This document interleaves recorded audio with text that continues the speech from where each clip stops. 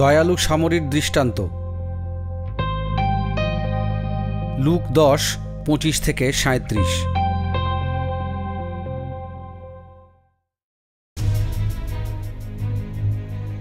একদিন একজন ব্যবস্থার শিক্ষক যিশুকে পরীক্ষার ছলে জিজ্ঞাসা করলেন, গুরুদেব, অনন্ত জীবন লাভ করার জন্য আমায় কি করতে হবে? যিশু তাকে বললেন, বিধি ব্যবস্থায় এ বিষয়ে কি লেখা আছে, সেখানে আপনি কি পড়েছেন? সে জবাব দিল,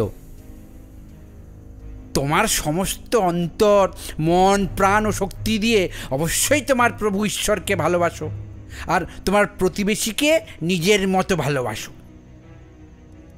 তখন যিশু তাকে বললেন, আপনি ঠিক উত্তরই দিয়েছেন, ওই সবই করুন, তাহলে অনন্ত জীবন লাভ করবেন। কিন্তু সে নিজের প্রশ্নের সার্থকতা দেখানোর জন্য যিশুকে জিজ্ঞাসা করল, আমার প্রতিবেশীকে? এর উত্তরে যিশু বললেন, একজন লোক জেরুসালেম থেকে ইরিহোর দিকে যাচ্ছিল। পথে সে ডাকাতের হাতে ধরা পড়ল। তারা লোকটির টাকা পয়সা নিয়ে তাকে মারধর করে আধমরা অবস্থায় সেখানে ফেলে রেখে চলে গেল। ঘটনাক্রমে সেই পথ দিয়ে একজন ইহুদি যাজক যাচ্ছিল। যাজক তাকে দেখতে পেয়ে পথের অন্য ধার দিয়ে চলে গেল। সেই পথে এরপর একজন লেবীও এলো। তাকে দেখে সেও তাচ্ছিল্য করে পথের অন্য ধার দিয়ে চলে গেল। কিন্তু একজন সমরীয় ওই পথে যেতে যেতে সেই লোকটির কাছাকাছি এলো। লোকটিকে দেখে তার মনে মমতা হলো।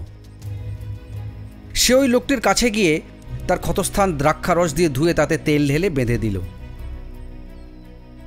এরপর তাকে তার নিজের গাধার ওপর চাপিয়ে একটি সরাইখানায় নিয়ে এসে তার সেবা যত্ন করল। পরের দিন সেই সমরীয় দুটি রৌপ্য মুদ্রা বের করে সরাইখানার মালিককে দিয়ে বলল, এই লোকটির যত্ন করবেন, আর আপনি যদি এর চেয়ে বেশি খরচ করেন তবে আমি ফিরে এসে আপনাকে তা শোধ করে দেব। এখন বলো, এই তিনজনের মধ্যে সেই আহত লোকটির প্রকৃত প্রতিবেশী কে? সে বলল, যে লোকটি তার প্রতি দয়া করল।